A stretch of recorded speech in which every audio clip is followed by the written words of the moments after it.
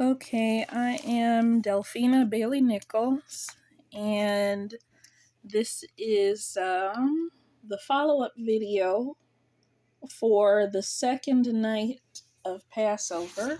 Because the first night is actually the night before the first day. So, last night was the night following the first official day. It's night 2. But anyway, okay, so in this video, I'm going to talk about the Deliverance of Zipporah, which is directly connected to the Deliverance of Sarai. And in this story, we can see the struggle to elevate the standards of man, because again, in the ancient times, and unfortunately, sometimes in modern families all over the world, it was okay to marry a sibling. So with Isaac, the child of prophecy, we saw the elevation of standards. He didn't marry a half sibling. He didn't marry a first cousin. He didn't marry a 9-year-old child like Muhammad. With Isaac, with his 2 specially chosen parents for specific reasons, we see an elevation in the standard. Okay. And it's not the highest elevation, but it's still a huge step that he not only didn't marry a first cousin or half sibling, but he also traveled to find a wife.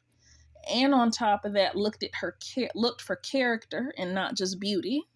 Tested those girls without them even knowing it. So Isaac, he was sharp. He was a real mentally sharp dude. The mark of success, a step up. Maybe not all the way up, but a pretty big ass step. Okay, so in the Deliverance of Zipporah, that's the wife of Moses. Oops, I accidentally put a note about California in the video without realizing it. Yeah, just ignore that. I don't know if that's accurate or not because of the type of spirit that said it to me. Like, it's a nature spirit. I don't know if God approved of that. Like, I don't know. So just ignore that. It was an accident that I put it in the video. But anyway, okay, in the Deliverance of Zipporah, Abraham, he did all that stuff that was not so great, which included how he almost made some other man's baby the heir of Israel, and all that other stuff. And after his unbelief, after seeing how viciously God defended his wife multiple times, that's when God finally got pissed off at Abraham, because over and over again, there was this aggressive fight to defend Abraham's wife, but then Abraham still not sure, still not believing, because the progression is toward getting an heir is slow.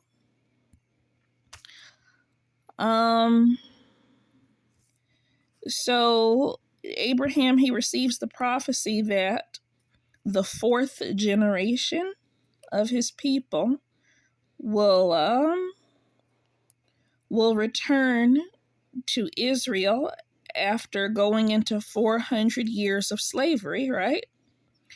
Okay. So 400 years of slavery, 4 generations. So what does that tell you? Okay, well, 1 generation must be 100 years then. So each generation, so we know, looking forward, that every time a dream or vision says 1 generation, that means 100 years. So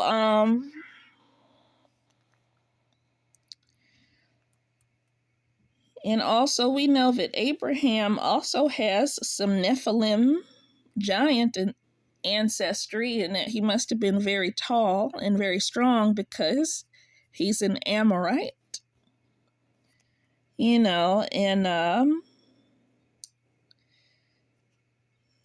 in scripture it says, don't you know your father was an Amorite and your mother a Hittite? I forgot which one was that in. It was, Oh yeah, book of Ezekiel, chapter 16, verse 3. So we know that Abraham, he's not condemned to hell. He's not condemned to destruction automatically just for being an Amorite, because it says in many places that the Amorites lived among giants and was mixing with giants. Abraham may have had a little bit of Nephilim in him somewhere, and that didn't automatically condemn him to, nor his children, to death and destruction like everybody thinks. So Abraham is the proof that even if you come from a bloodline that's doing a lot of dirt and a lot of ugly stuff that goes way too far, even if you're a starseed, that does not automatically mean that you're supposed to die. You have a choice to participate in the fuck shit that your people are doing, or to separate yourself and let karma or judgment or whatever take care of them when they go down. You know, there's a choice there. You're not automatically condemned. There is a possibility of being separate from what your people are doing wrong, as we see is the case here with Abraham. And if you saw my previous video, Abraham was far from perfect and never sexually loyal to his wife at any time. And even though he really shouldn't have been married to her, God still tolerated it because that's all they knew. That's just where they were at in the progression of society, on this planet.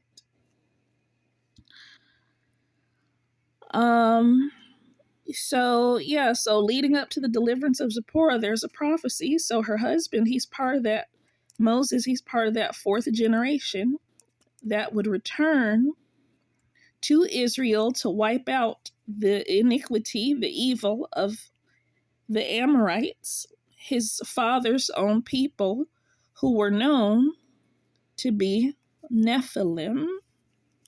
So these are not strangers that they're going to war against when they go back to Israel. They're going to war against their own people who's doing a lot of evil stuff when they return to Israel. People, they look at it as them being like invaders. No, this is their family. That's their own relatives on their father's side who they're going to bring down when they return to Israel after the fourth generation. And before we get into the what happened to deliver them, we got to look at why they were exiled and kicked out of Israel in the first place. And Yaakov, or Jacob, one of the forefathers of Israel, Jacob, he refused to forgive his son Reuben for having sex with his third and youngest wife, Bilhah, after he caught his son fucking his third wife, Bilhah. Okay? So that's in the book of Genesis, chapter 35, verse 22. Now, in children's stories, in children's cartoons about Joseph the Dream Interpreter, they don't tell you that Reuben got caught fucking Bilhah, the third and youngest wife of the father. Okay, Jacob, he was an old man, okay? And he adamantly refused to forgive his son for getting caught giving his third wife sexual relief, the youngest one, okay? Adamantly refused. This is an older gentleman now, mad because one of his women got relief from another man. And again, he's committing the same error as his forefather Abraham, who had many female servants, got one of them pregnant, and was trying to make the baby heir to Israel, and it was some other dude's baby. So the same way Abraham thought that all his female servants and concubines was going to be sexually satisfied with him and not sleeping with other dudes, getting pregnant by him, same way Abraham made that mistake. And I quoted the scripture in the previous video. Gotta look at it. Here we have Jacob doing the same thing, where Jacob's an older man, he's an aged gentleman. And there's young men who make this mistake too. He's got 3 wives, thinking that all of them is going to be relieved and sexually satisfied being with him. And then he catches one, fucking one of his many sons. And so it's unforgiveness. He takes away his son's entire inheritance, and also takes inheritance away from all the other brothers too, over not willing to forgive, and also, in my opinion, also not being realistic. And then they took it a step further, not only refused to forgive, not only took the inheritance away from the older brothers, but then they turned on the youngest son, Joseph, who might have only been a child, might have been the only one who couldn't have possibly been fucking the other wives. That's not his own mom. And then turn on an innocent child who had nothing to do with that stuff and sold him into slavery. So right there, you got the sin of unforgiveness. You got the sin of being a little bit unrealistic in the needs of the women that he was keeping, the physical and emotional needs, same way Abraham had done when he nearly claimed another dude's baby. And then unforgiveness further. Couldn't forgive the youngest son, a child who had nothing to do with it, and the older brother sold him into slavery because he's going to inherit everything. That's just like sin on top of sin towards the sons, towards the wife, the youngest wife who got caught. It's just multiple levels of sin and error. And so that's what they're doing, what they've done wrong before that drought hits Israel and Egypt. And God refuses to break the drought for them. God refuses to relieve the drought for them. So they end up having to leave and also stay gone.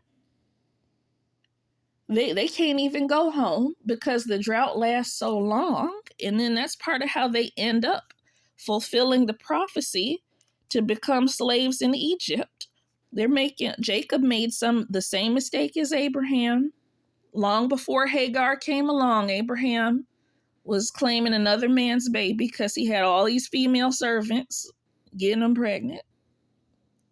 And here we have Jacob doing the same lifestyle as Abraham and also being unforgiving to his children, and then the brothers being unforgiving to the youngest son. Unforgiving, unrealistic, and only God knows what they did to Bilhah after they caught her. It doesn't say that. So this whole situation right here is how God refused to spare them from the drought, and they end up having to go to Egypt, the pagans who God prepared to weather the drought, having more than enough to eat. So Egypt was warned in advance and prepared for the drought, even though they were pagans. The Hebrews, they didn't get no warning. They got no relief, no break from the drought, and fulfilled prophecy, went into slavery because they didn't change, still doing the same thing wrong. All right, so now we're going to look at the 4th generation. The generation of Zipporah's husband, the generation that would return to Israel. So, in a lot of people, they don't know this, but when Moses was born, Pharaoh, he was mass murdering children.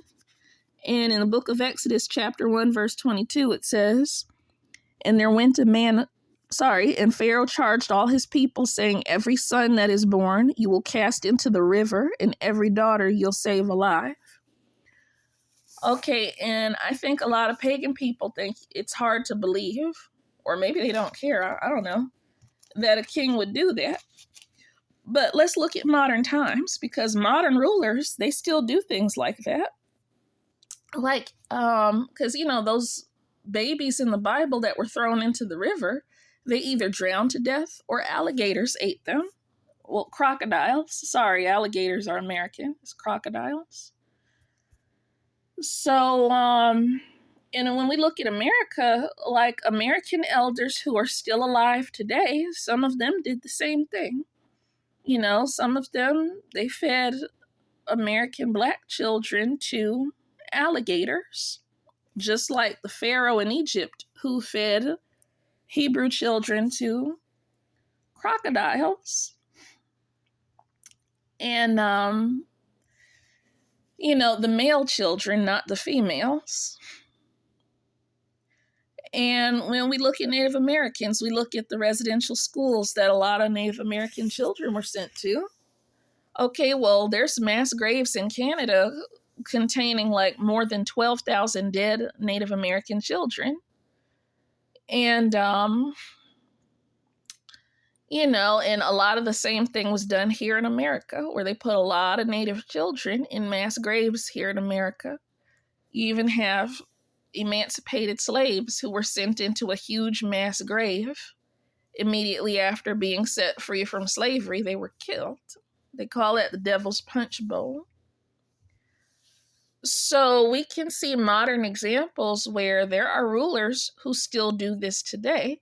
The catch, you know, and they're, you know, sometimes they even murder children in child protective services, or they'll, only one CPS agency was busted in Los Angeles for putting kids from CPS on planes to sell them into slavery overseas. But I'm pretty sure that it probably wasn't just that one agency selling children. It was probably a lot more than that one who has been selling kids. It's just the one we know about. You know, selling. And a lot of the kids in the sex trafficking rings with 200, 300 children in it, for all we know, they probably could have got half them kids from foster care. But that's another story for another day. So my main point is, the things that Pharaoh did, you know, killing the children, especially the males, among the subjugated people, rulers still do that today. And another thing, the parents of Moses, Amram, I'm going to leave that issue alone for right now, because it might be a translational bias. I'm not going to speak on what I was about to say. Okay. And another thing is, like in movies and cartoons, Moses is portrayed as a prince of Egypt, right? He's portrayed as being royalty, treated like just one of the family. But remember, he was circumcised. So that means from the first moment that Pharaoh's daughter and the servants would have changed his diaper, it would have been known that he was an Egyptian because he was circumcised. Whether it's at diaper changing or at losing his virginity as a young man. The people in the palace, they knew Moses was a Hebrew because he had no foreskin on his penis. So, in the book of Exodus, chapter 2, there's two Hebrews fighting each other, right? In verses 12 through 14. And the two Hebrews who was fighting each other, he said, "Who made you a prince and a judge over us? Do you intend to kill me as you killed the Egyptian?" You know, and then Moses was afraid because he found out the Hebrews knew that he committed murder. So right there, Moses, he was not treated as a full prince of Egypt. He was not looked at fully as one of the family on the same level as the other members of the royal family. And everybody knew it. Even the slaves knew it. Because when the slaves were fighting, they said, "Who made you a prince and a judge over us?" You know, they didn't recognize his authority. They're like, who the fuck are you? So that right there tells you that no, he didn't have quite the same level of privilege and respect as the other members of the royal family who were not adopted. You know, that narrative of being fully like the rest of the family. That's just something in cartoons and movies. But it's not quite in line with reality. You know, there was some slight difference there with him being adopted.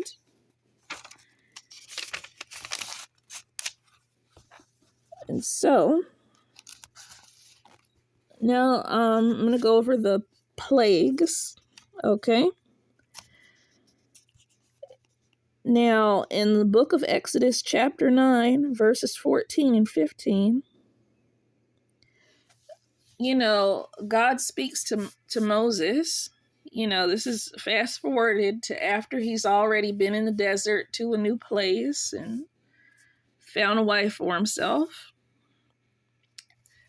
God speaks to Moses and he says that he's going to send those great and terrifying plagues that cannot be matched by anyone else, because he wants to make it clear that there is no one else like him in all the earth.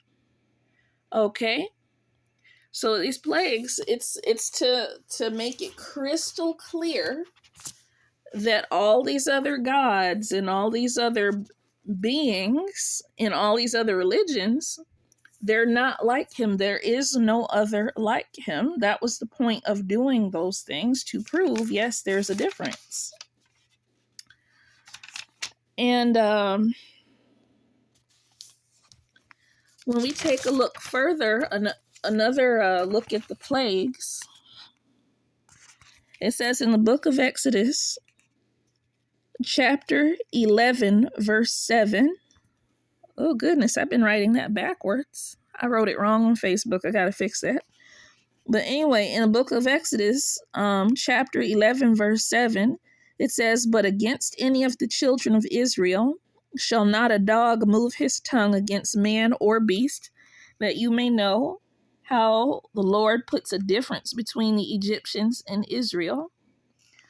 Okay, well, that's significant with the final miracle involving not one dog barking, because with not one dog barking, that's a sign to the Egyptians that Anpu, also known in the white community as Anubis, this is a sign that Anpu is not with them and not defending them, having every dog in the kingdom to keep its mouth shut and to not bark at any of the people nor the animals. This is a sign that death itself, the angel of death itself, is making no move to attack the Hebrews as they depart. And see, this, and when you look at the other types of plagues, in the 10 plagues, when you look at each one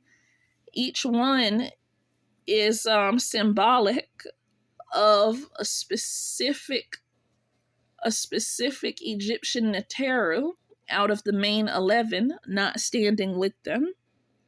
And I'm not going to get into all that. I'm just going to focus on the most obvious one, which is with the dogs, the final one, where it shows that death itself is not standing with them in that battle. Not one dog barking. And this spirit, who depicts himself as a man wearing a dog mask, you know, he appears in a lot of different religions. And although he did, you know, although it's obvious that he did not stand with the Egyptians in this liberation, at the same time, it's very dangerous to attempt to work with him, even if he does come forward in response to your prayer work. Because that's like, and I'm speaking from experience here, you know, even if he comes forward as a result of your work with the Hebrew God, it's still dangerous to include him in your Thanksgiving offerings. You don't do that, because not only is he that's like being a little kid who lets your parents' friends in the house while your parents are not at home. It's just not a safe thing to do. And just look at it almost like that. So And let's see. So here we have the plagues specifically designed to show clearly to the Egyptians that each of their core 11 Neteru is not with them, including the sign of Anubis, the dog's not barking. And now I'm going to get more into the situation with Zipporah and the role she plays in this deliverance. And so, in the deliverance of Zipporah, she meets him for the first time when he rescues her and her sisters at a well, and he waters their flock. And, Zipporah, she's a woman who's considered, it says many times in the Bible that she's considered a great beauty in the eyes of everyone, including her husband. Okay, just like Sarai was in the previous deliverance. And in the book of Exodus chapter 4, it says Moses nearly gets killed on the way to Egypt. He nearly dies before he can even do the work of attempting to liberate his people. And the scroll, it says he neglected to circumcise his sons, and that's why the two angels were going to kill him on the road on the way to Egypt, because he had his wife and his two sons with him. But I'm kind of suspicious about this reason given. That might be the true reason why he's almost killed on the way to Egypt, but there's a possibility it might not be. Because when we look ahead to the book of Numbers chapter 12, in the book of Numbers chapter 12, Miriam, Aaron, and the other women they're all bullying Zipporah. They're all bullying her, saying nasty things about her, making her life hell. Okay? So Zipporah, she went through the same bullying and ostracism and problems that the wife of Abram had to deal with, because Abraham was messing with other women, and and then he elevated the status of Hagar to a wife. So again, Sarah, she had a lot of bullying to deal with from the second wife and from other females. And we see this same thing happens to Zipporah in the book of Numbers chapter 12.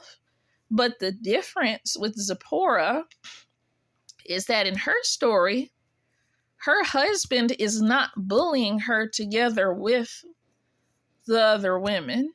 Her, in the story, it's Miriam and Moses' brother Aaron gets dragged into bullying her with Miriam and the other women. And that situation gets really dangerous really quick, because we can see in the story of Sarai and the story of Zipporah, when God is trying to build up a future through whatever qualities or characteristics a woman might have, bullying her or separating her from her husband, that is a very dangerous thing that has resulted in people losing their lives. Not because those women asked for the violence, but because those women, they have bodyguards. And so Moses' sister gets cursed with leprosy. And the only reason why she gets released from the leprosy is because her brother prays for her. But, that temporary punishment, which she is cured from, it's basically done to let the people bullying Zipporah know, hey, back off. And we see a similar thing with all the men who took Sarai from her husband, not knowing that she was married. They got a lot of misfortunes. They got a lot of curses and death and everything because they didn't know that they took this woman from her husband, who's a prophet. So we see a continuous pattern here, taking her away from her husband, bullying her. No, not okay. Now, did God punish Abram for getting servants pregnant and not solely just Hagar, as I pointed out in scripture in the last video? No, God didn't punish Abram for that. And whatever Moses may or may not have been doing on the side, we don't know if he did or he didn't. All we know is God had to rescue his wife, so these people would stop giving her hell. Her own in-laws, her own neighbors. And that's in the book of Numbers, chapter 12.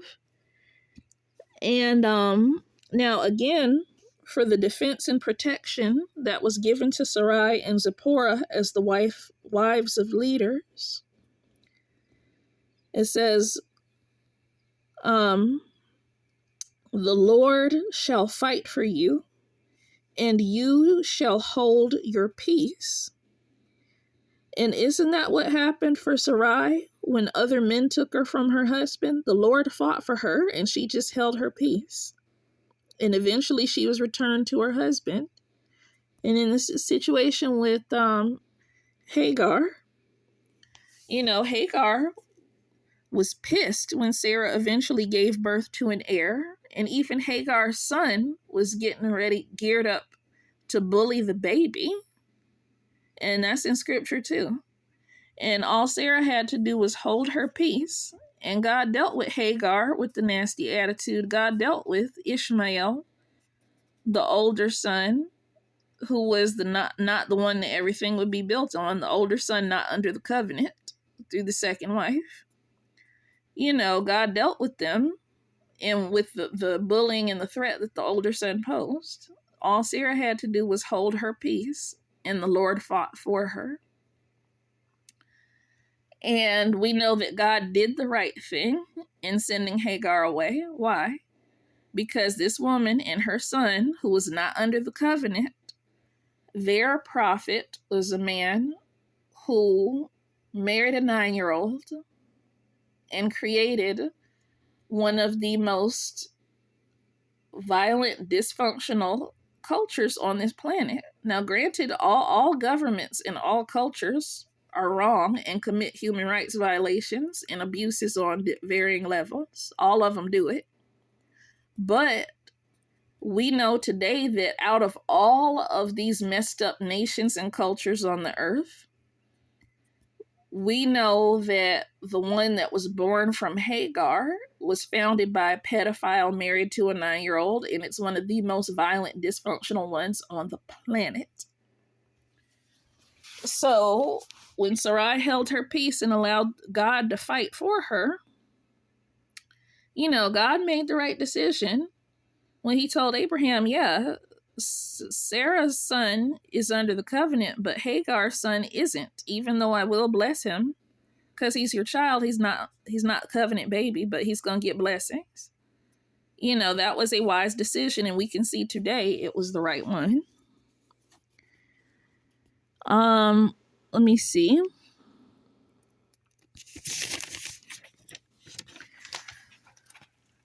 And these are things that typically, and if you want the scriptures where it says that, you'll have to look at my previous video. And I'm pointing out things in this story that typically you're not going to see when there's a male preacher or a traditionalist female telling a story. All right.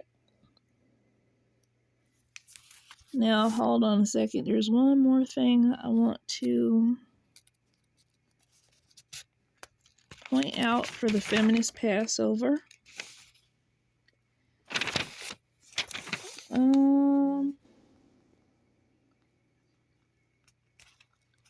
Oh, yeah.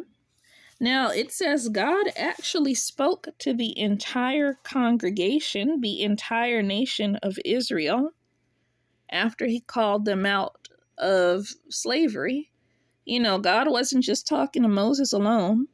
He did talk to everybody, and there were very strict and very dangerous guidelines for boundaries they're not supposed to cross. But yeah, God spoke to the entire nation together before they entered into the promised land. And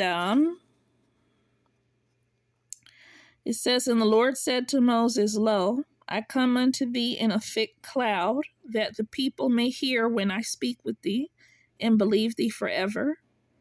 And Moses told the words of the people unto the Lord."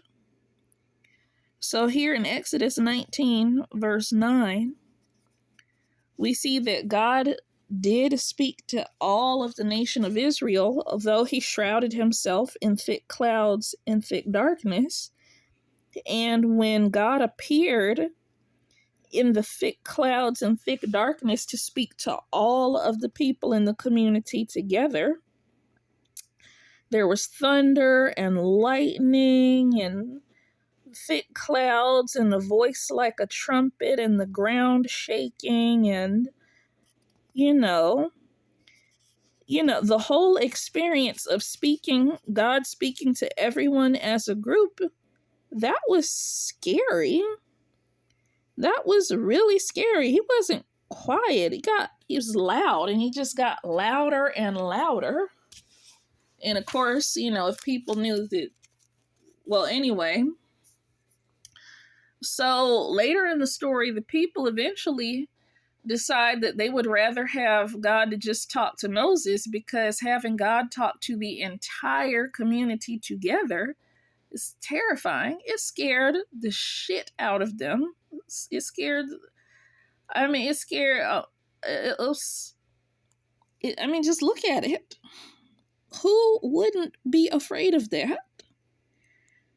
With smoke and thick clouds and lightnings and thunderings and this really loud voice like a trumpet and an earthquake and the ground shaking. That's some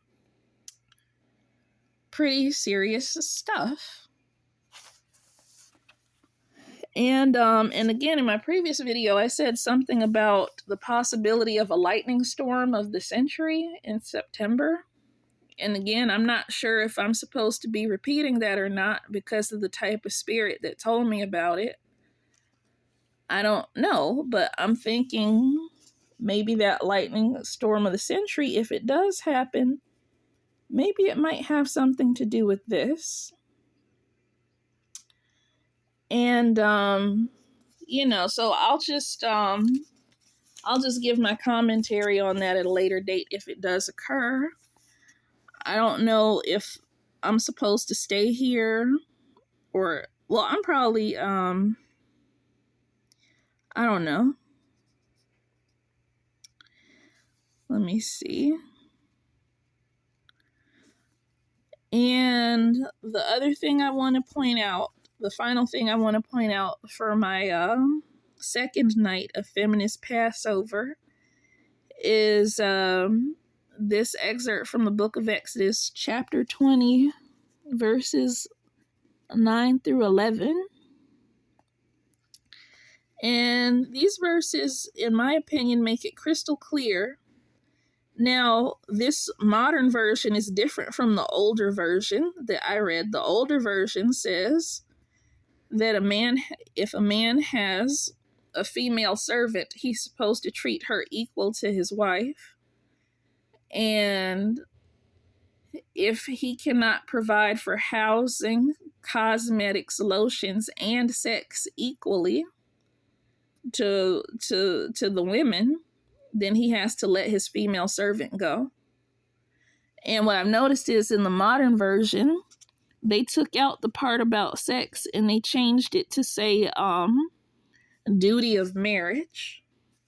Or again, changing the words, trying to make it seem like women don't have physical needs like men do. And it's not good to do that, because that's how Abraham almost made some other man's baby the heir before Hagar. That's how Jacob and his sons created that ugly mess where they got kicked out of Israel, basically. You know, sitting there thinking that a woman's not supposed to have no physical desires. You know, and one of them got caught doing some stuff.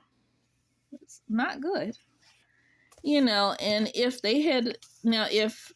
Jacob and Abraham had had the law, because they didn't have the law yet, but if they had the law, they could have looked at the law and said, oh, okay, well, if I cannot provide for all of these women equally in housing, clothing, cosmetics, and sex, then I'm supposed to let my female servant go and not have her on the side with my wife if I can't give to her equally, physically and materially. It's there. And in the modern version, the words are changed around a little bit, but it's there. You know, and this goes against the idea of it. A dude can have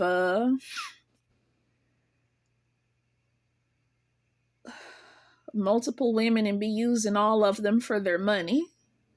No, that's not how that works. No, if you can't give to all of them equally sexually, you're not supposed to say, oh, well, you just stay with me and be lesbians. No, if you can't do it, that alone is grounds enough where, you know, if she wants to go leave you, she can leave you. If she's not getting a house equal to the house of the wife, she can leave you. If she's not getting cosmetics, clothing, material goods equal to the wife, she can leave you. Any one thing is grounds where she can go and you don't have a legal right to tell her no. You know, that's the part of the law. That's one of many parts of the law that you're not going to see if a man or a female traditionalist is pointing stuff out.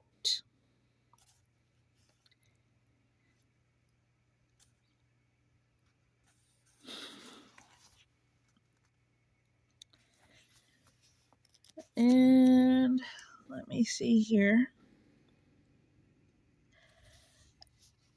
And let me see, hold on. Now here's another thing. It's Book of Exodus chapter 20 again, verses 24 and 25, where God is saying, in all places where I record my name, I will come to you and I will bless you.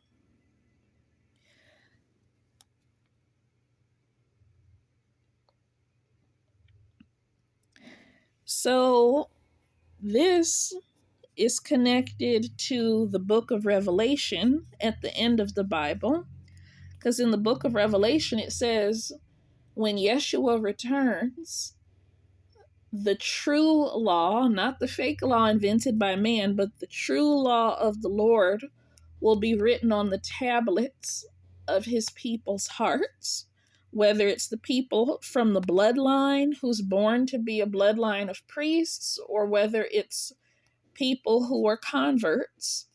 It says with his people, his law will be written on the tablets of their hearts.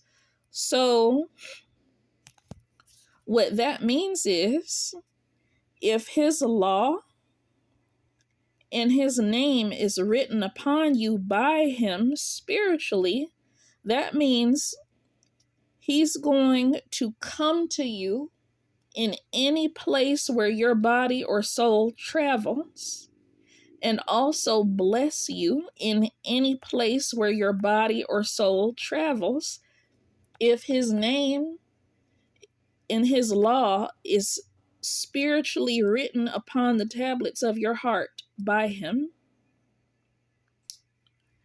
And, you know, tablets of your heart is a metaphor because, you know, if he's spiritually writing upon you, it does not have to physically be your heart. It's, you know, it's your soul.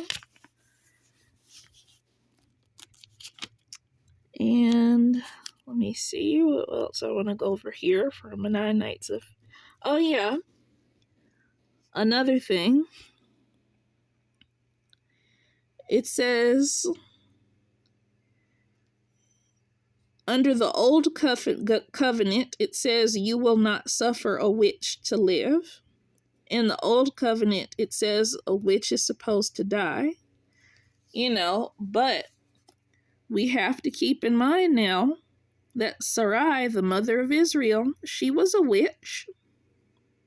She was from Babylon, and she was married to her half-brother, which unfortunately some cultures still do today.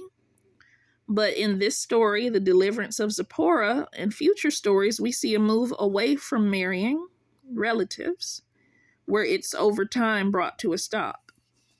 So here it says, you will not suffer a witch to live.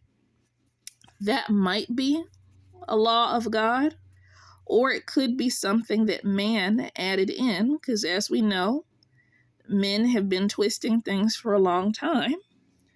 Now you go down further, it says, you will not revile the gods, nor curse the ruler of your people. So again, you don't know what role various gods are playing. You don't know what contracts or agreements they have. You don't fully know what they will or won't do. People think they know it all. They don't necessarily know it all. So it says, even if you're going to stop working with other gods, that doesn't mean that you're supposed to curse them, revile them, and disrespect them. No. And it says, don't curse the ruler of your people. Why?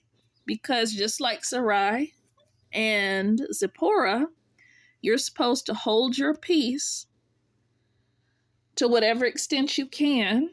Now, granted, you're allowed to be assertive and defend yourself. Like Yeshua, he flipped over the tables of the money changers in the temple. There's multiple stories in the Bible where you're allowed to be assertive and assert yourself. But when it comes to a ruler over your people, this is someone who God himself has to deal with. And if you pay attention, most of the time when God is coming against somebody aggressively, he's coming against a leader or a ruler and not the people under him. Not unless the ruler's not listening and things escalate. So we see here the part about killing a witch, that might be part of God's law, or it could have just been added in there by men due to the male desire to control and dominate, or people wanting to have make sure nobody knows their business when they're doing ugly stuff. But further down we say, do not revile the gods, right there. So when you discontinue your work with other gods, if you choose to discontinue your relationship, you want to do that in a respectful manner, in a respectful, peaceful manner that does not revile them.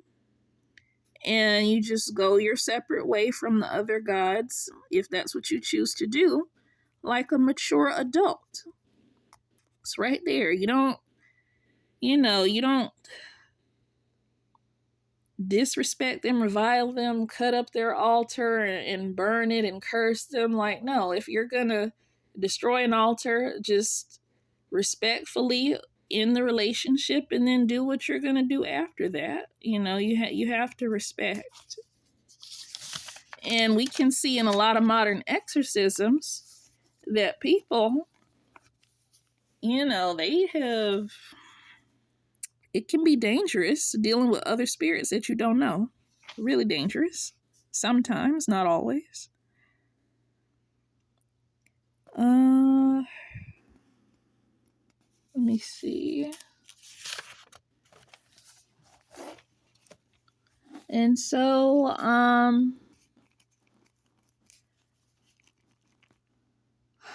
I guess that's about all. Oh, there's just one more thing that I wanted to say.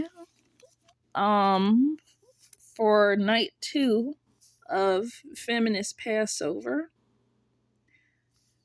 Now, in the book of Exodus, chapter 4, verse 10, Moses he's saying that he's concerned that others will not listen to him because he speaks slowly and he is not eloquent.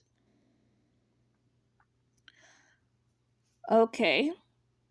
So, so right there he's saying he speaks slowly, he's not an eloquent speaker, and he's concerned that people will ignore him because of that.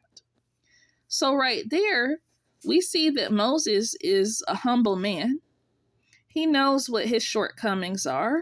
He knows that he's not some super stud. Okay. And so here he is. He's slow of speech. He's not a great speaker. And yet he's been gifted with this incredibly beautiful woman who's considered beautiful by everyone and not solely just him. And this level of humility that we see in him, we don't see this level of humility in the other men who come before him. It's not unless I overlooked it, but so far as I know, this level of humility, it's not there. So we can clearly see that Zipporah, she was blessed with a humble man, but in the book of Numbers, chapter 12, we know that Zipporah still got bullied and harassed, even though she was one of the most beautiful ladies in the tribe, even though her husband was slow of speech and knew he was slow of speech and very humble. In spite of all that, she still got bullied by the other women, and Moses' sister and his brother got in on it too and was the ringleaders. So that goes to show you that when you look at the story of Sarai and Zipporah, no matter how beautiful you are, that does not guarantee that you're not going to have, other females socially assaulting you and then trying to drag men, passive men like Aaron, into it. And in the book of Numbers, chapter 12, it's, God, he came out swinging when he realized that it was happening. So I just wanted to say that, if you're in a spiritual group and you're being treated like shit, you're being abused emotionally, you're being abused verbally, you're being bullied, you're being outcasted, even if you don't have a man, and you're being treated like that, then that's a clear sign to you that those people are definitely, the voice of God is not at work there. If you're being treated like that, and there's no repercussions, there's no backlash on the people who come at you like that, then you know that God is either not with those people, or they're about to get that rod of correction, because maybe they are real prophets and prophetesses who make errors like that. Miriam, she's described as a prophetess in the book of Exodus. And Aaron, he's also a prophet in the book of Exodus, but yet they still did this ugly thing, acting as ringleaders and helping other females to bully Moses' wife. And these were black people. So we don't really have to guess at what the motivations could have been. It could have been a situation like somebody wanted to be elevated, like in the situation of Hagar, and they could have been harassing her and bullying her because they wanted to be elevated and didn't know why they were not being elevated and didn't want to know why, because it's a reason for that kind of thing. As I clearly stated before, where we look at the religion born out from Hagar, and there's endless violence, dysfunction, narcissism, abuse, and all nations are screwed up, but the religion born from Hagar was founded by a pedophile married to a 9-year-old. So this is what was born from a female who was not elevated to Sarah's position. And here with Zipporah, although it doesn't say that other females were wanting to be elevated, because these are black people now, there's a possibility that the prophetess Miriam, Moses' sister, and the prophet Aaron, his brother, there's a possibility that they could have been bullying Zipporah with the other women, acting as ringleaders in the book of Numbers chapter 12, because in their minds they're thinking, okay, well, there's no reason why these other women should not be elevated, and they were wrong.